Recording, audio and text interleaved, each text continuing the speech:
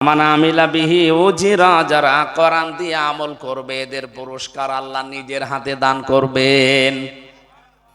আমান দাআ ইলাইহি হাদা, কেউ যদি কোরআন দিয়ে মানুষকে ডাক দেয় আল্লাহ নিজে তাকে হেদায়েতের উপরে রাখে। এই কথাটা খুব গুরুত্বপূর্ণ। এই আপনি জানতেন, পরে পরে আসবেন, পরে পরে পরে এইদিকে তাকান। আমরা যদি হেদায়েতের উপরে থাকতে চাই, এরকম বড় জব্বা গায়ে দিয়ে, পাগড়ি একটা মাথায় দিয়ে, হাতে তসবিহ সারা দিন নিয়ে টিপলে হেদায়েতের উপর থাকা যাবে না। অমাং দাআ ইলাইহি হাদা, কোন মানুষ যদি কোরআন দিয়ে মানুষকে ডাক দেয় আল্লাহ একটা দায়িত্ব তার প্রতি দিয়ে দেন যে তোকে আমি হেদায়েতের উপরে রাখবো। এই জন্য আপনি যদি হেদায়েতের উপরে থাকতে চান আপনাকে কোরআন দিয়ে মানুষকে ডাক দেওয়া লাগবে। এখন আপনি ভেবে চিন্তে কি করবেন করেন। এতটুকু হাদিস শেষ না, পরের শব্দটা ফাকাদ হুদিয়া ইলা সিরাতিম মুস্তাকিম, কোন মানুষ যদি কোরআনের ডাকে সাড়া দেয় আল্লাহ তাকে হেদায়েতের রাস্তা নসিব করে দেবে। সিরাতে মুস্তাকিম যেটা সহজ সরল রাস্তা। এই জন্য আমি আমার হেদায়েতের উপরে থাকতে চাই, এই জন্য কোরআন দিয়ে আজকে ডাক দেব। আর আপনাদের ডাকে সাড়া দিয়ে সিরাতে মুস্তাকিম অনুসন্ধান করা লাগবে। আসতে পারতাম না, গরু ছাগল বানাতেন, এখানে আসতে পারতেন বলেন। আর আমরা কেউ চাইনি যে আল্লাহ আমাদেরকে মানুষ বানান, আল্লাহ দয়া করে বানিয়েছেন। পৃথিবীর 18,000 মাখলুকাত বলা হয় না, এর চাইতেও বেশি আছে। যত সৃষ্টি আল্লাহ করেছেন সর্বশ্রেষ্ঠ সৃষ্টি বলা হয় আশরাফুল মাখলুকাত এই মানুষকে। যে আল্লাহ আমাদেরকে সৃষ্টির সেরা জীব বানালেন, বলেন আলহামদুলিল্লাহ। দরুদ আর সালাম পাঠ করছি আমাদের নবী মুহাম্মদ রাসূলুল্লাহ সাল্লাল্লাহু আলাইহি ওয়াসাল্লামের প্রতি। আমরা কোরআনের মাহফিলে এসেছি নাকি? মান ক্বালা বিহি সাদাকা, কারণ কোরআন দিয়ে কথা বললে তারাই কেবল সত্য কথা বলে। কোরআনের বাইরে যত কথা আছে এগুলো সত্য হওয়ার সম্ভাবনা কম। এই জন্য আমরা দেখতে পেয়েছি কোরআনের বাইরে যারাই কথা বলেছে ওদের কথার ভেতরে ভেজাল বেশি। আমান হাকামা বিহি আদালা, যারা কোরআন দিয়ে বিচার ফায়সালা করে এই মানুষগুলোই ন্যায় বিচার কায়েম করতে পারে। বৈষম্য বিরোধী ছাত্র আন্দোলনের যে 9 দফা ছিল তার ভেতরে এটা একটা দফা, ওই ওয়ান জাস্টিস। আমরা কি ন্যায় বিচার কায়েম করতে চাই। আল্লাহ পরা কোরআন শরীফের ভেতরে এই শব্দটাই বেশি দিয়েছেন।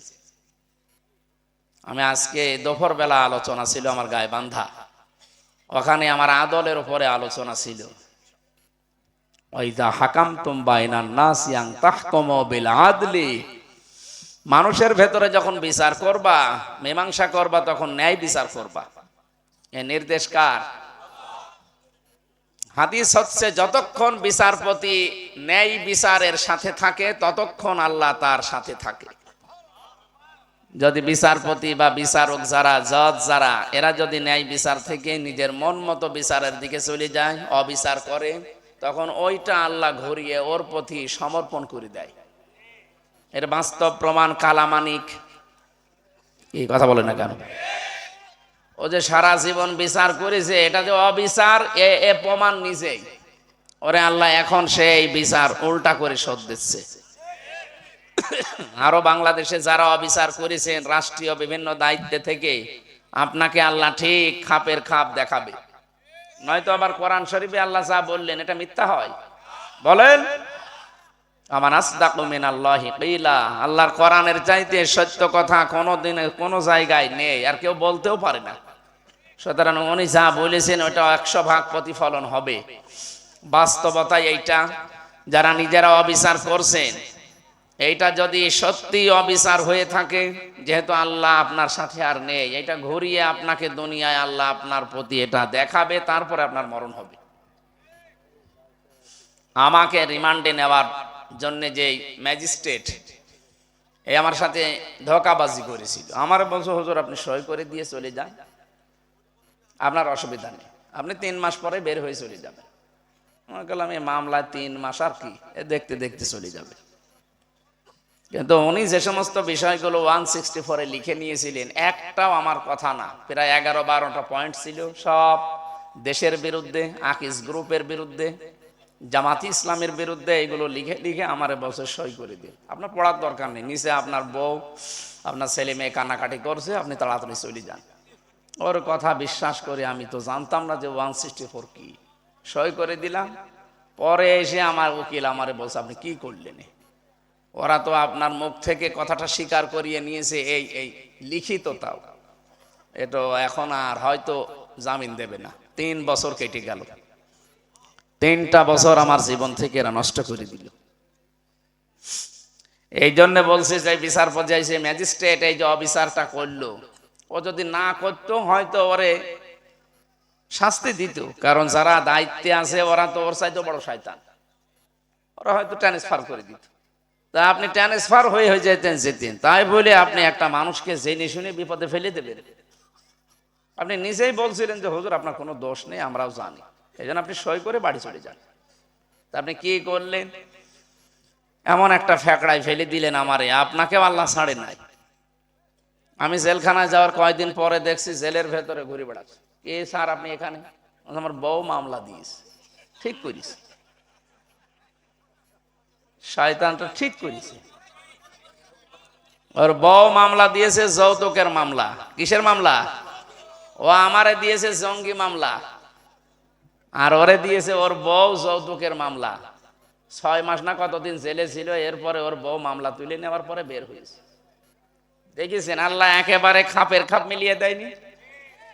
আমি তো ছোট মানুষ বলে ওরে ছোট শাস্তি আল্লাহ দিল। যারা বড় মানুষের গায়ে হাত দিয়েছে, শহীদ আল্লামা দেলাওয়ার হোসাইন সাইদি রহমতুল্লাহ আলাইহি, তার গায়ে যারা হাত দিয়েছিল, দেখেন আল্লাহ কি করছে তাদের। এই কালামানিকটা বিচারপতির নামে একটা কলঙ্ক। ও বলছে আমি সাইদিকে ফাঁসি দিতে পারলাম না, এটা আমার জীবনের আফসোস। আল্লাহ ওরে আফসোস এখন দেখাচ্ছে। ওর বিসি উড়িয়ে গেছে। বিসি নেই। ওর বউ যদি এখন জানে তো অবশ্যই ওর বউ থাকবে, বিসি থাকলেই বউ থাকে না, আর বিসি নেই। আমি আর নিচে নামলাম না। এই জন্যে আমি যেটা বোঝাতে চাচ্ছিলাম, আল্লাহ রাব্বুল আলামিন ন্যায় বিচার এ শব্দটা কোরআনে কারিম ছাড়া সম্ভব না। এই 54 বছর হয়ে গেল আমরা সবাই ন্যায় বিচারের পক্ষে, কিন্তু আজও এটা দেখতে পেলাম না। কথা বলেন না কেন? যদিও মুখে বলে ওড়ায় যে আমরা ন্যায় বিচার কায়েম করে ছাড়বো, কই 54 বছর পার হচ্ছে, কিসের ন্যায় বিচার করেছেন আপনি? পৃথিবীতে আল্লাহর এই কালাম যতদিন কায়েম না হবে ততদিন ন্যায় বিচার দেখা সম্ভব না। যা হবে ওটা অবিচার। হ্যাঁ, যে সমস্ত উন্নত বিশ্বের যে সমস্ত দেশে কোরআন নেই কিন্তু আইনগুলো এত কড়াকড়ি, এই কারণে তারপরেও তারা ন্যায় বিচার পায় না। এই সিঙ্গাপুর অনেক উন্নত রাষ্ট্র, কিসের ন্যায় বিচার আছে? ওখানে সত্য মিথ্যা যাচাই না করে শুধু সাক্ষীর উপরে ভিত্তি করে রায় দিয়ে দেওয়া হয়। আইনটা কড়াকড়ি আছে, এই জন্য শান্তি আছে। আইন যদি কড়াকড়ি থাকতো এদেশেও শান্তি থাকতো, যেহেতু আমরা মুসলিম, আর ওই মানুষগুলো সব বৌদ্ধ আর খ্রিস্টান। আমি কয়েকদিন আগে ছিলাম ওখানে, আমার আলোচনা দিয়েছে যে আপনি কাফের আর মুসলমানদের ভেতরে পার্থক্য কি বলেন। পার্থক্য কি বলতে পারবেন? কাফের আর মুসলমানের ভেতরে পার্থক্য কি? যেহেতু ওদের নামাজ নেই আর আমরা আজান হলে মসজিদে যাই, এইটা দেখে পার্থক্য চেনা যায়। এখন বলেন না দাড়ি, আরে ভাই রবীন্দ্রনাথ ঠাকুরের দাড়ি ছিল, ছিল না? ওর জব্বা গায়ে ছিল, ওর বাবড়ি চলছিল, তা কি ওর অসুবিধা কি? গপটা একটু বড় ছিল, হাসতো না কাঁদতো বোঝা যেত না। তো বাকিগুলো তো সবই বিরাট। আর নিচে তো অবস্থা আমরা জানি না, কারণ যেহেতু দাদা তো এই জন্য আমার মনে হয় ফুল হাতা না হাফ হাতা।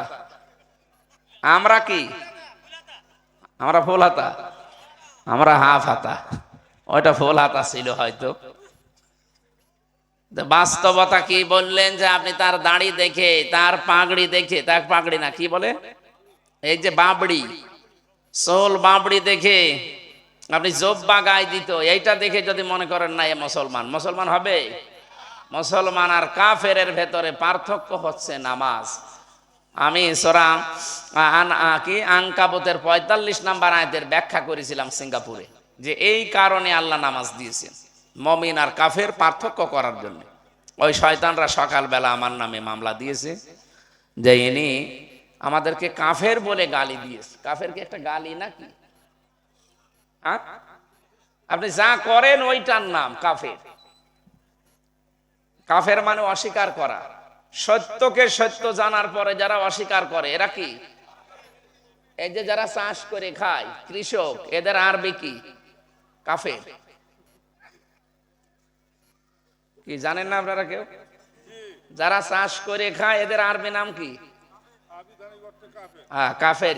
কারণ এরা এই যে বীজগুলো মাটির নিচে লুকিয়ে ফেলে। এই জন্য সত্যকে যারা লুকিয়ে রাখে এই মানুষগুলো আল্লাহর ভাষায় কাফের। তাহলে আমি কাফেরকে কাফের বলেছি, আমার কোনো অসুবিধা আছে? আমার কোনো দোষ আছে? এই যে ন্যায় বিচার তো আমিও পেলাম না ওখানে, যদিও এখন সব মিটে গেছে। কিন্তু কয়দিন আপনাকে হয়রানি করার জন্য কি করলেন? সিঙ্গাপুরের মতো বড় এরকম একটা রাষ্ট্র যদি কারো বিরুদ্ধে লাগে, বলেন কোথায় পৌঁছায়? হ্যাঁ, ওই সময় যদি আমি কাফের আর মুমিনের পার্থক্য না বলে বাবা শাহজালাল সব হালাল করে দিয়ে আসতাম, ওই দেশে আমি এখন আবার যেতে পারতাম। কিন্তু মরণের আগে আমার আর যাওয়া যাবে না। হ্যাঁ, আমার আর দরকার নেই।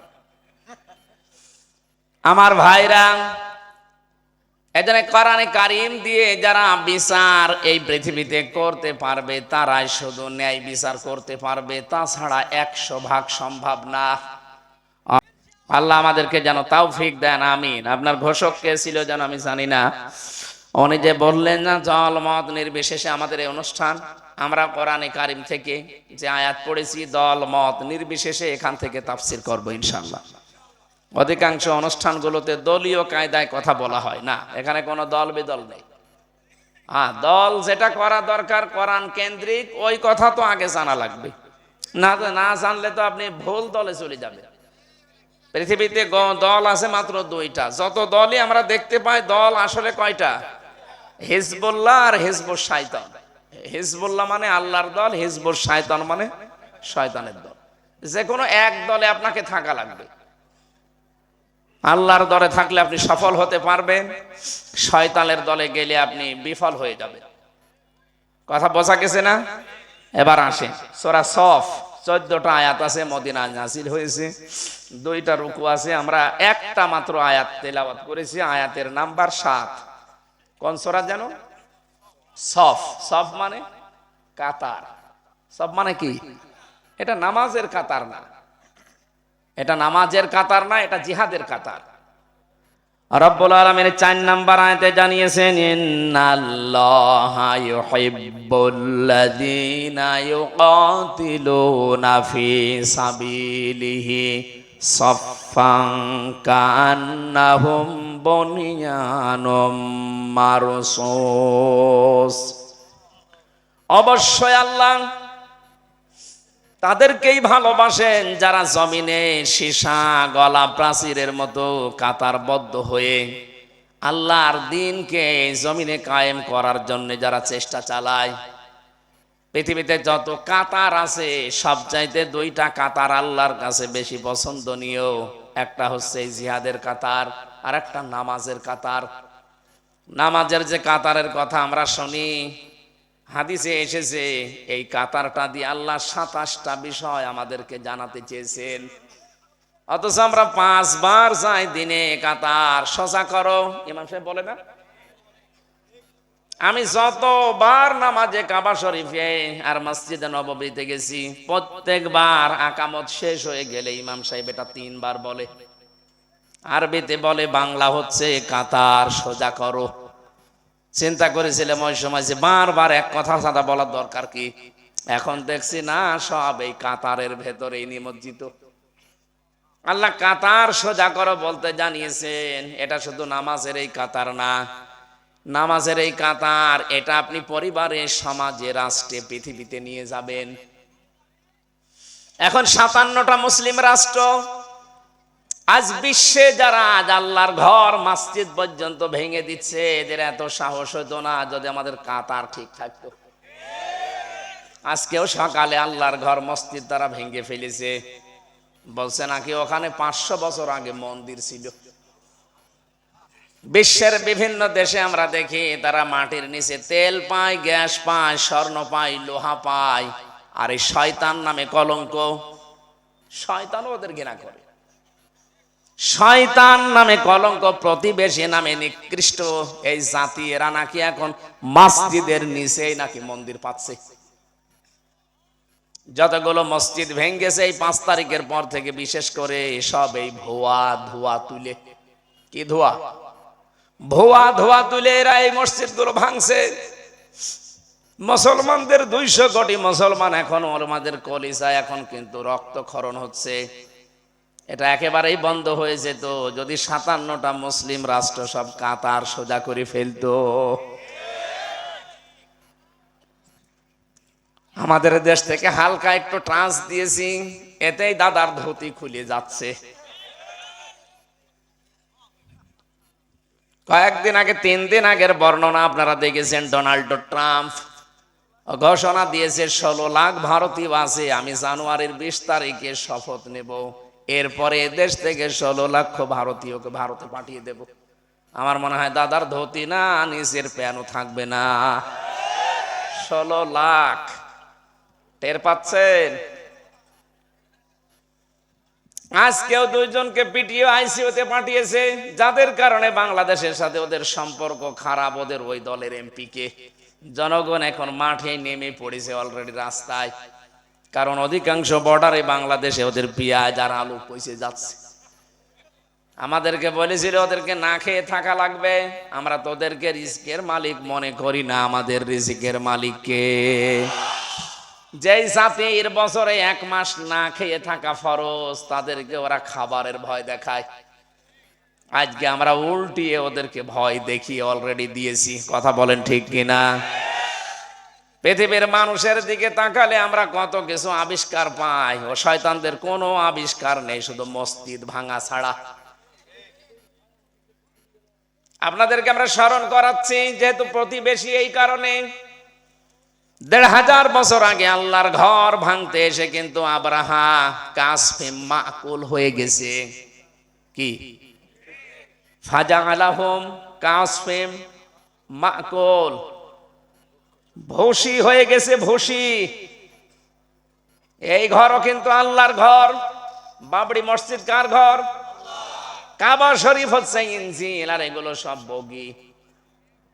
আপনি কোন কারণে আল্লাহর ঘরকে এভাবে ভুয়া ধোয়া তুলে ভেঙে ফেলছেন? আল্লাহর গজব কিন্তু নাজিল হবে। বলবেন তখন সতর্ক করেননি, এই জন্য করলাম। যাই করেন অন্তত ধর্মীয়, আর মাথা খারাপ হয়ে গেছে।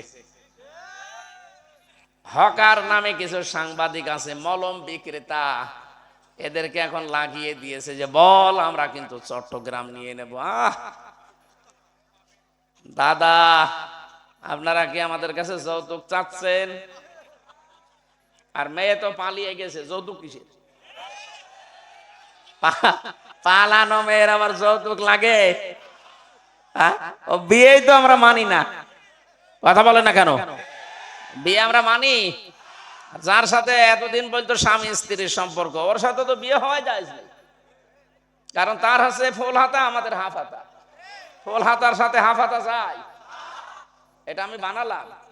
সূরা বাকারা 221 নম্বর আয়াতে আছে। যা বলবো কোরআনে আছে, এই জন্য বলছি, ওয়ালা তুনকিহুল মুশরিকিনা হাত্তা ইউমিনু। যতক্ষণ মুশরিক পুরুষ মুমিন না হবে, কোন মুমিনা নারীর জন্য তাকে বিয়ে করা জায়েজ নেই। আমাদেরটা যাই হোক, হাজি তো কথাবার্তা মিথ্যা বলে বলবো, হাজি তো একটা হাজির সাথে এই জিনিসের বিয়ে হয় কি? সুতরাং বিয়ে হবে না। কে যেন গান বেজেছে, মোদের বউ নাই। ঠিক আছে, আপনি এইসব বলবেন না, ওর সাথে বিয়ে দেওয়া তো জায়েজ নেই। হ্যাঁ, বিয়ে হতে পারে যদি দাদা মুসলমানি দেয়। আর দাদার এখন যা বয়স, হাজাম ডেকে মুসলমানি দেবেন, ও ছাতা তো গোড়া থেকে কেটে বাদ দিয়ে দেবে। আমি আর নিচে নামলাম না। না, মা বোনেরা আছে, আর নিচে নামা যাবে না। দাদারা যে আশা করেছেন যৌতুক, যৌতুক না। এই দেশের 1 ইঞ্চি না, হাফ ইঞ্চি মাটিও আমাদের জীবন থাকতে কেউ নিতে পারবে না ইনশাআল্লাহ। এটা আমাদের কাছে মায়ের চাইতে দামি না।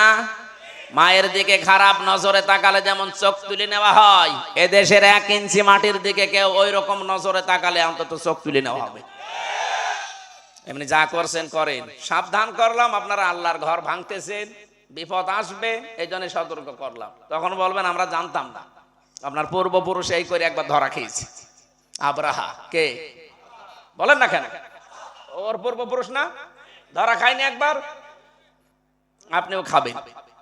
এই জন্য থামে না, ভারতে যেন আল্লাহর একটা ঘর কে আবার ভাঙা না হয়। আসাদউদ্দিন ওয়াইসি আজকে পার্লামেন্টে গরম হয়ে গেছে। হ্যাঁ, মুসলমানকে গরু খাওয়ার অপরাধে জবাই করা হয়, আল্লাহর ঘরগুলো সব মসজিদ ভেঙ্গে ভেঙ্গে বসে। এখানে 500 বছর আগে মন্দির ছিল। এখন যদি বাংলাদেশে কেউ আওয়াজ তোলে যে ঢাকার স্বামীবাগে যে মন্দির আছে ইসকন মন্দির, যদি বলি যে 1000 বছর আগে ওখানে মসজিদ ছিল, কি করবেন বলেন? আমরা যেহেতু ওদের মতো উগ্র না, এই জন্য আমরা কিছু বলি না। আমাদের ধর্মে কোনো বাড়াবাড়ি নেই, কোনো জবরদস্তি নেই, লা ইকরাহা ফিদ্দিন। এই কারণেই তো 850 বছর এলাকা মুসলমানেরা শাসন করেছে, কিন্তু কোন মন্দির ভেঙে মসজিদ বানিয়েছে আজ পর্যন্ত ইতিহাস বাংলাদেশে নেই। কিন্তু আপনারা মানুষ নামে একটা কলঙ্ক। এই জন্য পৃথিবীর যত জাতির মানুষ আছে সবাইকে আমরা আহ্বান জানাবো, খ্রিস্টানরা আপনার মেয়েকে, আপনার বউকে, আপনার মাকে ওরা উলঙ্গ করে রাস্তায় হাঁটায়, এই উগ্রপন্থী এই হিন্দুরা।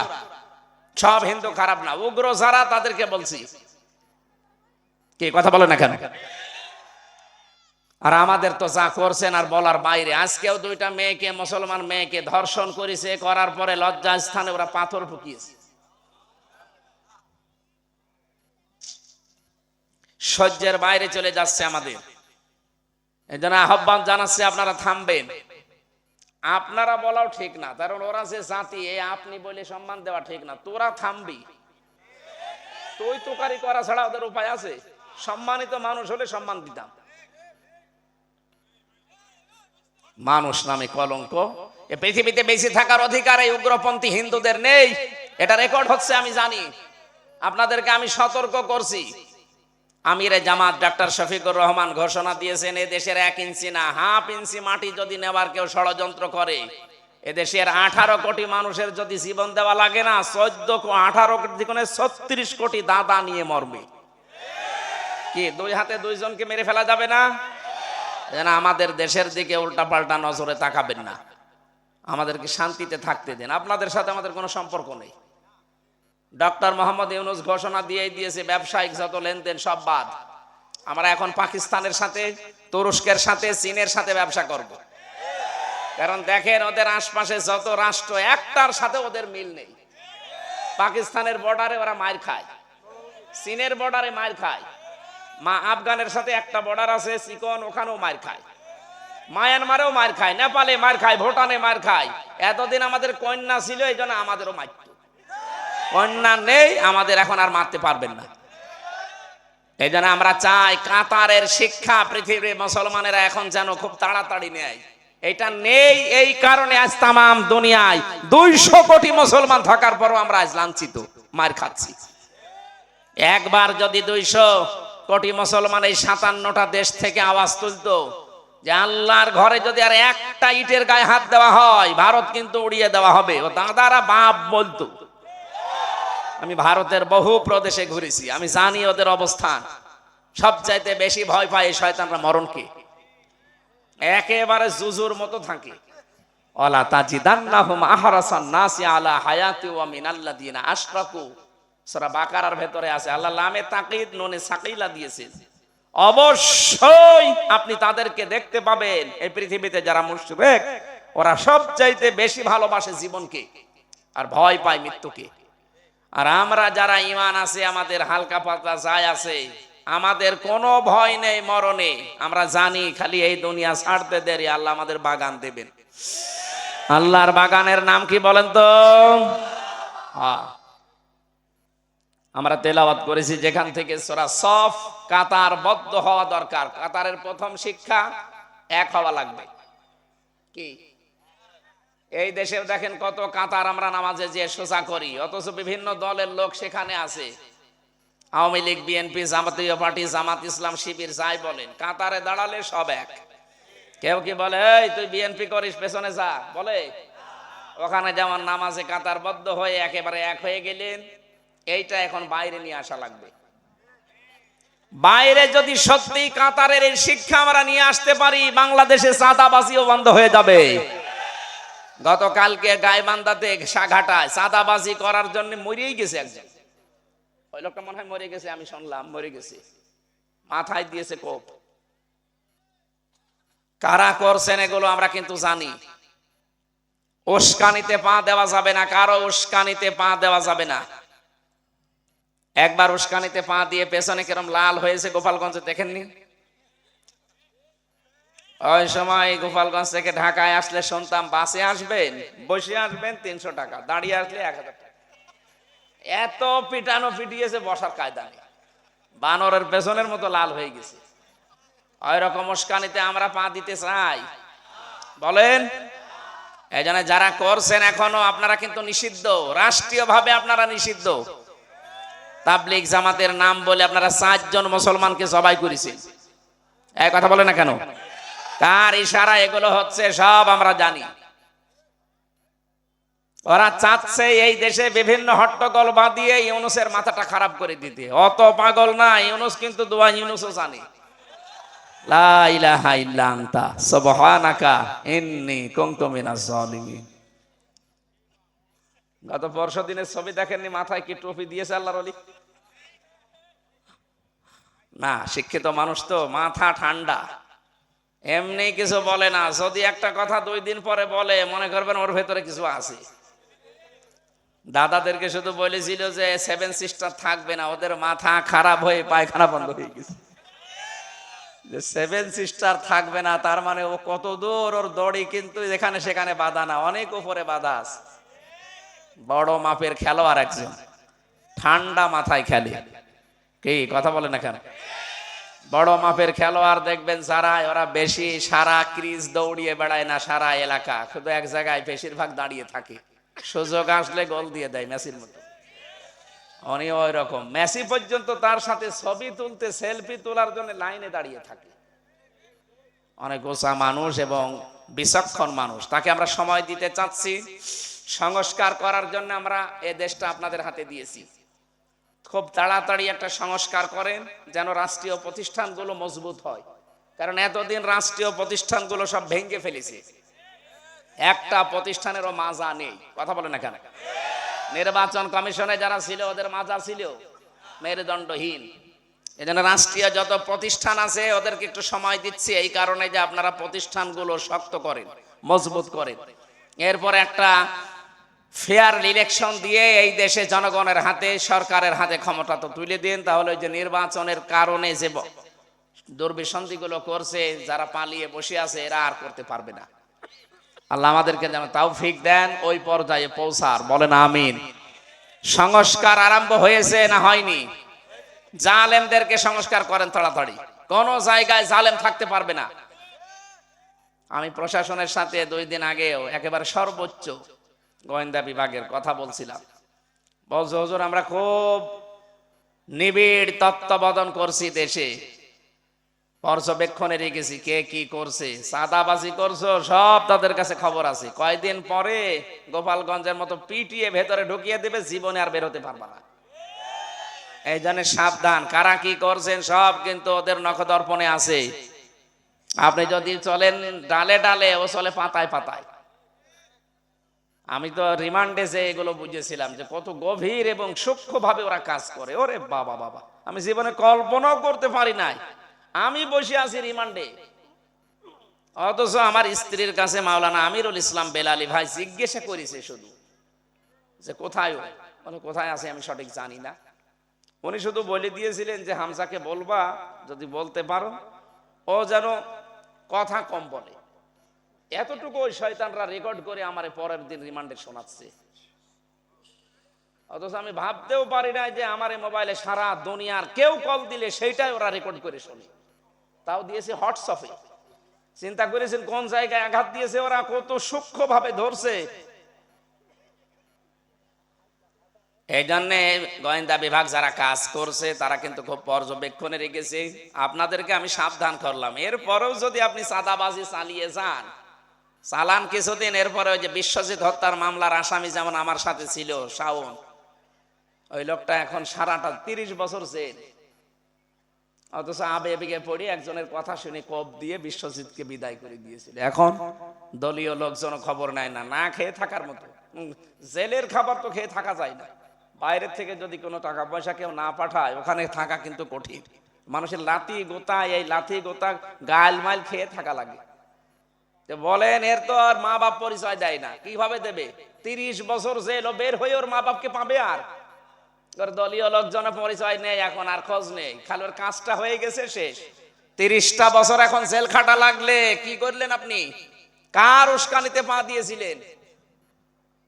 এই জন্যই সতর্ক করছি, আমার নিজের চোখে দেখা এগুলো। কারো উস্কানিতে পা দিয়ে দেশে অশান্তি করবেন না। একবার যদি গাড়া কলে পড়ে যান না, কেউ পাবেন না সাথে, যত আপনজনই হোক সব পালাবে। এই যে পলক সাহেব আজকে সব বলে দিচ্ছে না, আমার মনে হয় শুধু ডিম দেখিয়েছে, ডিম দেয়নি, শুধু ডিম দেখিয়েছে। পলক আজ সব বলে দিয়েছে, গতকালকেও বলেছে যে ইন্টারনেট বন্ধ করা আমার হাত না, প্রধানমন্ত্রী আমাকে বলেছিল তাই করেছি। এমনকি এই কথাও বলেছে যে দেশ থেকে যাবার পর, আমার দেশ পত্রিকার প্রথম রিপোর্ট আছে, ও দেশ থেকে যাবার পর দিল্লিকে বলেছিল বাংলাদেশকে আক্রমণ করেন। কত বড় শয়তান! দেশে মেসাকার করে পারে নাই, কেউ কথা শুনে নাই। সর্বশেষ দিল্লি যাওয়ার পরে ওখানে বলেছে আপনি মেসাকার করে দিন, কিন্তু তারাও কথা শুনে নাই। তাদেরও তো আন্তর্জাতিক আদালতে মামলা হয়ে যেত। এখন এই যে ইন্টারপোলের মাধ্যমে আল্লাহর ওলিকে নিয়ে আসা হবে, আজকে রিপোর্ট বেরিয়েছে। সব কিছুর সামারাইজ হচ্ছে এটা, কারো উস্কানিতে পা দিয়ে নিজের বিপদ ডেকে আনবেন না ভাই, কথা বুঝতেছেন? এই জন্য আমাদের উচিত এখন মুসলমানদের সব ঠিক করা, কাতার, নামাজের কাতারের শিক্ষা নিয়ে যদি আমরা পরিবার সমাজে ঝাঁপিয়ে পড়তে পারি, এই দেশে চাঁদাবাজি 100% বন্ধ হবে। চাঁদাবাজি আমরা করব না, কাউকে করতে দেব না। এটাই যদি ওকে মাটির নিচে দেওয়া লাগে তাও রাজি আছি, কারণ এটা নিষিদ্ধ কাজ। এটা যে কত বড় জুলুম একজনের প্রতি। 10 বছর 15 বছর লোকটা বিদেশ থেকে টাকা পয়সা কামাই করে একটা বাড়ি বানাবে না, এ সলিমত দিছে, এ বলছে মিষ্টি খাবো, ক টাকা? 5 লাখ। মানুষের বাবার টাকা নাকি এই জেলায় নেই? এসব এই জেলায় নেই না, মনে হয় সেরকম নেই। আপনারা তো টের পাচ্ছেন, কুষ্টিয়াতে ছিল, হ্যাঁ আছে, এদিকে আছে। সারা দেশের অবস্থায় প্রায় একরকমই। এই সারা দেশের অবস্থা এক, এই কারণে আল্লাহ সারা দেশের অবস্থাও প্রায় একেবারে সমান সমান করে দিয়েছে। আমার ভাইরা, সূরা নমলের 52 নাম্বার আয়াতটা আমি তাফসীর পড়েছি, যখন এর আগেও পড়েছিলাম কিন্তু মিলাতে পারিনি। এতে আগস্টের 5 তারিখের পর থেকে আয়াতগুলো যখন আমার সামনে আসে, দেখি বাংলাদেশ দেখে মনে হচ্ছে আল্লাহ আর একবার নাজিল করেছে। কোরআনে কারীম বলছে ফাতিল কাবুয়ুতুহুম খাবিয়াতাম বিমা যালামু। হে হে নবী, এই যে ঘরগুলোর দিকে একটু তাকান। বাইতুন দেয়নি, বয়ুত বহু বচন, হোম মানে তাদের। এই যে এই ঘরের দিকে তাকান, এই ঘরগুলো তো সেই ঘর যেই ঘরে বসে বসে এই জালেমরা মানুষের বিরুদ্ধে, মানবতার বিরুদ্ধে দুর্বিসন্ধি করত। সকালে কাকে ধরিয়ে দেব, কার নামে মিথ্যা মামলা দেব, মিথ্যা সাক্ষী দেব, এরকম ছিল না দেশে? যেই যেই ঘরে এরকম জুলুমের দুর্বিসন্ধি হয়েছে, ষড়যন্ত্রের কথাবার্তা বলা হয়েছে, আল্লাহ বলেন খাবিয়াতান, ওই ঘরগুলো আমি আল্লাহ একেবারে উজাড় গৃহ বানিয়ে দিয়েছি, জনশূন্য, এখন পরিত্যক্ত। এটার বাস্তব প্রমাণ আমি দেখেছি কুষ্টিয়ায় হানিফ সাহেবের বাড়ি। আগস্টের 5 তারিখের বিকাল 5টা বাজতে বাজতে মানুষ পায়খানার প্যানও খুলে নিয়ে চলে গেছে। হ্যাঁ, একটা ইটও রাখে নাই। কি অবস্থা করেছে আল্লাহ বলেন তো? শুধু এইটা, সারা দেশের কম বেশি 630টা থানা আছে। প্রায় জায়গায় আমি যাচ্ছি এখন, যেখানেই যাই দেখি জালেমদের বাড়ি ঘর আর নেই, সব পরিত্যক্ত হয়ে গেছে। এত জাঁকজমকপূর্ণ ছিল, এক একটা 1000 কোটি টাকা দিয়ে বাড়ি বানিয়েছে। একটা বাড়ি মাটির সাথে মিশিয়ে দিয়েছে মানুষ, কিন্তু কে মিশিয়েছে এটা কেউ জানে না। রব্বুল আলামিন বলেন ফাকতিয়া দাবিরুল কওমিল্লাযীনা যালামু আলহামদুলিল্লাহি রাব্বিল আলামিন। কতিয়া এটা মজুলের ফাইল জানা নেই, কর্তাকে কেউ জানে না। আল্লাহ বলেন জালেমদের শিকড় কেটে দেওয়া হয়ে গেছে। কে কেটেছে কেউ জানে না। হানিফের বাড়ি ভাঙা শেষ, কিন্তু কে ভেঙেছে কেউ বলতে পারে না। আমার মনে হচ্ছে আল্লাহ আবাবিল পাঠিয়ে ভেঙেছে। 3 দিন আগে ছিলাম কিশোরগঞ্জ, ময়মনসিংহ। গরম আছে?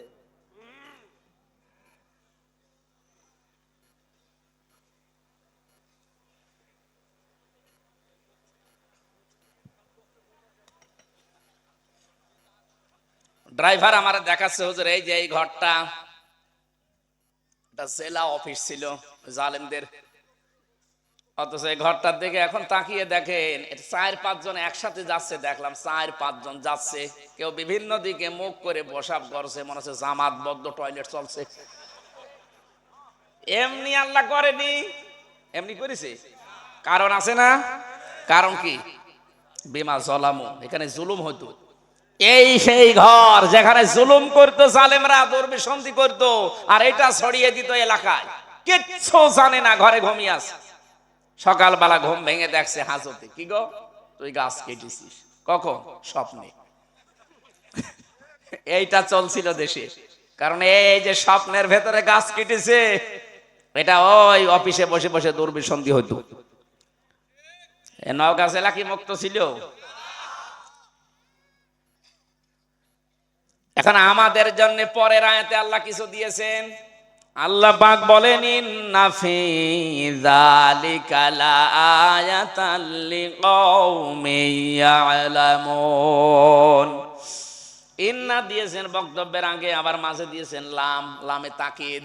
আল্লাহ বলেন এর ভেতরে শিক্ষা আছে তাদের জন্য যারা জ্ঞানী। এদের এত বড় বিশাল বিশাল শিকড় যদি আল্লাহ কেটে দিতে পারে, বাড়ি ঘর এখন উজাড়, বাড়ি ঘর জনশূন্য, পরিত্যক্ত, পায়খানা হয়ে গেছে বেশিরভাগ। বলেন আগামীতে যারা এই ধান্দায় আছেন, চেয়ার পায়, দেখেন কি করি, কি করবেন আপনি? আপনার বাড়ি ঘরও 5 বছর পরে আল্লাহ পরিত্যক্ত করে দেবে। এই জন্য আমরা যেন আন্দাজে কোনো দিকে পা না বাড়াই। মুসলমান আবার বলছি, বিশ্বের মুসলমানেরা আমি জানি, বিশেষ করে কয়েকজনের কথা বাংলাদেশে বেশি রেকর্ড হয়, তার ভেতরে আমারটা। আমি বিশ্বের বহু দেশে গিয়ে দেখেছি বিভিন্ন ভাষায় রূপান্তরিত হয়ে এই কথাগুলো চলছে। ভারতে আরো বেশি চলে। ও দাঁড়া দাঁড়া কান পেতে চার দোকানে বসে বসে শোনে। কে গো? বলে হামজা, আমির হামজা, কুষ্টিয়ায় বাড়ি। বাংলাদেশে না চিনলেও কুষ্টিয়া চিনি। এই জন্য আপনাদেরকেও বলছি, বিশ্বের মুসলমান যারা আছেন সবাই এখন কাতারের শিক্ষা আমাদের খুব দরকার এখন এই মুহূর্তে। কাতারের শিক্ষাটা যদি আমরা নিতে না পারি, দেশটাও কিন্তু হাতছাড়া হয়ে যাবে। কি চলছে আপনি টের পাচ্ছেন না ভাই? খুব ষড়যন্ত্র চলছে এখনো। বাংলাদেশ এখন উহুদের ময়দানের মতো দাঁড়িয়ে আছে। কি উহুদের ময়দানে নবীজির কথা না শুনে একদল মানুষ তারা গনিমতের মাল কোড়াতে ব্যস্ত ছিল। হযরতে খালিদ ইবনে ওয়ালিদের নেতৃত্বে আকস্মিক ভাবে পেছন দিয়ে হামলা করে অনেকগুলো মানুষকে বিদায় করে দিয়েছিল। কথা বলেন ঠিক কিনা? আমরা ঠিক যেন মনে হচ্ছে বিজয় পেয়েছি, কিন্তু এখনো ধৈর্য রাখার মতো না। এটা এখন ধরে রাখতে হলে কোনো কাজ নেই, আমাদের ঐক্যবদ্ধ এই কাতার সোজা করা ছাড়া। আশা করছি আপনি কাতারের কি শিক্ষা দিতে চাই বুঝেছেন। মুসলমানদেরকে আহ্বান জানাবো, আপনারা সব এক কাতারে আসেন।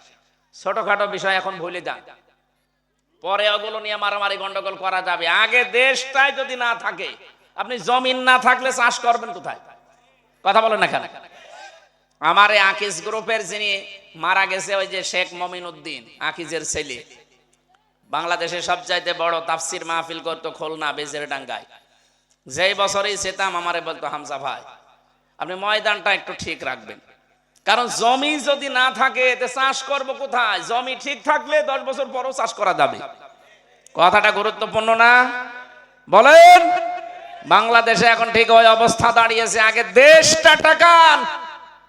ওরা যা শুরু করেছে, সারা দুনিয়ায় এতদিন ওরা বলতো যে বাংলাদেশে সংখ্যালঘু নির্যাতন হয়, এটা যে ডাহা মিথ্যা কথা। গতকালকেও পঞ্চগড় এবং এই ঝিনাইদহ মাগুরার দুইজন মহিলা গেছে ভারতে চিকিৎসা করার জন্য। এক সাংবাদিক ওই হকার, ওইরকম আর এক হকার আছে মলম বিক্রেতা, সে বলছে আপনারা বাংলাদেশ থেকে চলে এসেছেন, আপনার মেয়েকে রেপ করেছে না? বলছে না। আপনাদেরকে তাড়িয়ে দিয়েছে? বলছে না। তো আর কথা বলতে পারে না। দেখলেন কি ষড়যন্ত্র চলছে? এইটা এখন বিশ্বের মিডিয়ায় দেখাতো। যদি ওই মহিলা দুটো বলতো যে হ্যাঁ আমার মেয়েকে রেপ করেছে, না করলেও যদি বলতো, যাক আল্লাহ তাআলা আমাদেরকে বাঁচিয়েছেন। এটা কালকে বিশ্ব মিডিয়ায় মিথ্যা, তোর মিথ্যাই তো, যা করে সবই মিথ্যা। অনেকে বলে যে মিথ্যা কথা 10 বার বললে নাকি সত্য হয়ে যায়। ওরা এইটাই করছে, অপপ্রচার মিথ্যার উপরে টিকে আছে ভারতের এই মিডিয়াগুলো। এই জন্য আন্তর্জাতিক যারা মাথা নিয়ে চলে এই মডেলরা এখন দেখছে যে পুরাটা মিথ্যার উপরে আছে, এদের কথাও এখন আর বিশ্বাস করছে না। মহিলা দেখলাম শেষের দিকে চেইতে গেছে, এই বেটা কি বলিস? আগস্টের 5 তারিখের পর থেকে আজকের এই দিন পর্যন্ত সবচাইতে নিরাপদে আছি আমরা যারা ওই দেশে হিন্দু, তারা সুবহানাল্লাহ বলতে পারেন নাই? মুসলমানেরা আমাদের মন্দির পর্যন্ত পাহারা দেয়। তোমরা তো ঠিক নেই, তোমাদের দেশে মসজিদ গুলো ভেঙে ভেঙে মন্দির বানাও। সাংবাদিকের মুখ হয়ে গেছে বানরের পেছনের মতো। কি বললো? এই জন্য আমার এখন সবচাইতে বড় ভয় হচ্ছে এই বিশ্বের 57টা মুসলিম রাষ্ট্র থেকে আওয়াজ তোলেন যে এটা একটা মুসলমান রাষ্ট্র, এর উপরে আমরা কারো খবরদারি পছন্দ করি না, মেনে নেব না। আমাদের এখন কাতার সোজা করা খুব জরুরি। যারা পালিয়ে গেছে ওদের মাথা খারাপ হয়ে গেছে। একটা গরু হারালেই মানুষ পাগল হয়ে যায়। একজন উর্দু শ্বাসে দৌড়াচ্ছে, ও ছেলের সাথে রাস্তায় দেখা, বলছে বাবা কোথায় যাও? ভাই আমার ছেলে হারিয়েছে, আমার গরু হারিয়েছে। বলছে আব্বা তুমি আমার ভাই বললে? বাড়িতে যে বলছে মা আমি মারা যাব। কেন? বাপ আমার লোকের সামনে ভাই ডাকে। ঠিক আছে আসো। বাড়িতে এসে বলছে কি গো তুমি নাকি ছেলেকে লোকের সামনে ভাই ডেকেছো? বলছে ওরে মা গরু হারালে হয় 50-60 হাজার টাকার গরু হারিয়েছে, এই জন্য যদি ছেলেকে ভাই বলে ফেলে, বউকে মা বলে ফেলে, ওর এমন সাজানো বাগান হারিয়ে গেল, ওর মাথা ঠিক থাকার কথা। এই জন্যই মাথা ঠিক নেই, উল্টাপাল্টা বকতেছে। আমি নির্বাচিত ছিলাম, আমাকে উৎখাত করা হয়েছে। এত বড় ডাহা মিথ্যা কথা একটা হাসি মানুষ বলে কি করে? হ্যাঁ, উনি নির্বাচিত ছিল এ কথা শয়তানও বিশ্বাস করবে? বলেন। আপনি যদি ঘোড়াকেও জিজ্ঞাসা করেন যে 15.5 বছর যারা ছিল ওরা কি নির্বাচিত, ঘোড়াও হাসবে। একটা কথা বললে, হ্যাঁ আমি পর্যন্ত ভোট দিতে পারিনি, কিসের নির্বাচন? আমার এই যে 33 বছর বয়স, 18 বছর থেকে যদি ভোট দিয়ে আরম্ভ করতে পারতাম তো কয়বার ভোট দিতে পারতাম? বলেন বলেন। একবার নাই, জেলে থাকার কারণে দিলাম না, আরো 2 বার তো দিতে পারতাম, দিতে পারিনি। কিন্তু এমন মানুষ ভোট দিয়েছে যে 8 বছর আগে মরে গেছে। এক চাষি ভোট দিতে গেছে, ওখানে যারা স্যার আছে বলছে চাষি আপনি এত দেরি করে আসলেন, সকালে চাচা এসেছিল আসতে পারলেন না? আসবো কি করে, তোমার চাচা তো 8 বছর আগে মরে গেছে। কি তামাশা আরম্ভ হয়েছিল দেশে। এইটা নাকি নির্বাচন? আমি আবার বলছি কাতার সোজা করেন ভাইরা, কাতার সোজা করেন। এখনো কাতার যদি আমরা ঠিক করতে না পারি, দেশে এখন হারিয়ে যাবে। তখন ওই যে মায়ানমারের মুসলমানদের মতো আর এক দেশে যেয়ে ফকিরের মতো ভিক্ষা করা লাগবে। আমি কথা বোঝাতে পেরেছি আশা করছি। 7 নম্বর আয়াতে আল্লাহ রাব্বুল আলামিন আমাদেরকে ডাক দিচ্ছেন, ওমানা আযলামু মিম্মান ইফতারা আলাল্লাহিল কাযিবা ওয়া হুয়া ইউদআ ইলাল ইসলাম। আল্লাহ পাক বলেন ওয়া মানে এবং মান মানে ওই ব্যক্তি, আযলাম ইসমে তাফসীল, এটা সুপারলেটিভ ডিগ্রি। আল্লাহ তাআলার নিজের দৃষ্টি দিয়ে বলেন যে আমার দৃষ্টিতে সব চাইতে বড় জালেম হচ্ছে দুনিয়ায় ওই লোকটা। কে বলছেন? আপনি দেখেন তো আপনি আবার এর ভেতরে আছেন কিনা। আল্লাহ বলেন আমার দৃষ্টিতে সব চাইতে বড় জালেম ওই লোকটা, মিম্মান ইফতারা আলাল্লাহ, যে ব্যক্তি আল্লাহর উপরে মিথ্যা তহমত দেয়, ইসলাম, অথচ তাকে ইসলামের দিকে ডাকা হয়। আয়াতের তাফসীর পড়তে গিয়ে আমি আজকেই পড়লাম যে মানুষগুলো না জেনে ভুল করলে আল্লাহ হয়তো তাকে মাফ করে দিলেও দিতে পারে, যদিও এইটাও ঠিক না। এদিকে তাকান, এটা খুব গুরুত্বপূর্ণ বিষয়। অনেকেই বাংলাদেশে এই কথাটা বলে বেশি, বাংলাদেশ আর ভারত আর পাকিস্তান এই তিনটা দেশে আমি পেয়েছি, কারণ এই তিন দেশে আমি বেশি যাই। এই তিন দেশের মানুষ মুসলমানদের ভেতরে এই ধারণা আছে আমি জানি না তাই মানি না, আমার অসুবিধা নেই। না, আপনি জানেন না কেন, এটা আপনার অপরাধ। কি কথা বলেন না কেন? আপনি যে জানেন না এটা আপনার অপরাধ, কারণ জানাও ফরজ, মানাও বলেন না কেন? কেউ যদি জানার ফরজ আদায় করে যে জানেন আপনি কিন্তু মানেন না, আপনার একটা গুনাহ হবে। কারণ জানার ফরজ আদায় হয়েছে, মানার ফরজ আদায় হয়নি, গুনাহ হবে কয়টা? আর আপনি জানেনও না মানেনও না, গুনাহ হবে ডবল। আপনি জানেন না একটা অপরাধ, মানেন না আর একটা অপরাধ। এই জন্য যে লোকটাকে ইসলামের দিকে ডাকা হয়, ইসলামের নিয়ম কানুন জানানো হয়, ও জানার পরেও যদি ওই লোকটা বিরোধিতা করে, আল্লাহর প্রতি মিথ্যা দোষারোপ করে, তার মানে মিথ্যা দোষারোপ করা মানে আল্লাহর আইন না মানতে চাওয়া, আল্লাহ পাকের প্রতি উল্টা পাল্টা ধারণা করা। এই মানুষটা আল্লাহর কাছে সব চাইতে বড় জালেম হিসাবে বিবেচিত। আমার তো মনে হচ্ছে আমরা সবাই আয়াতের ভেতরে আছি। ডাক দেওয়া হয় কম আপনাদেরকে, কত ডাক দেওয়া হচ্ছে পৃথিবীতে ইসলামের দিকে, আল্লাহর দিকে, যে আমাইয়াবতাকি গায়রুল ইসলাম দীনান ফালা ইউকবালা মিন। পৃথিবীতে ইসলাম বাদ দিয়ে অন্য কোন নিয়ম নীতি দিয়ে আল্লাহকে রাজি করা যাবে না। এরপরও দেখছি মানুষ কথা ওভারটেক করে চলে যাচ্ছে মানুষের তৈরি করা আইনের দিকে।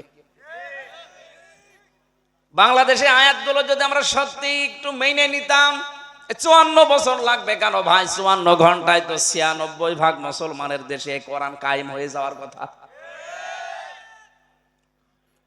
আল্লাহর দৃষ্টিতে আমরা কিন্তু জালেম হিসাবে বিবেচিত হয়ে যাচ্ছি। সবাই আমরা জানি যে ইসলামের বাইরে কোনো ধর্ম পৃথিবীতে নেই, যা আছে সব বানানো।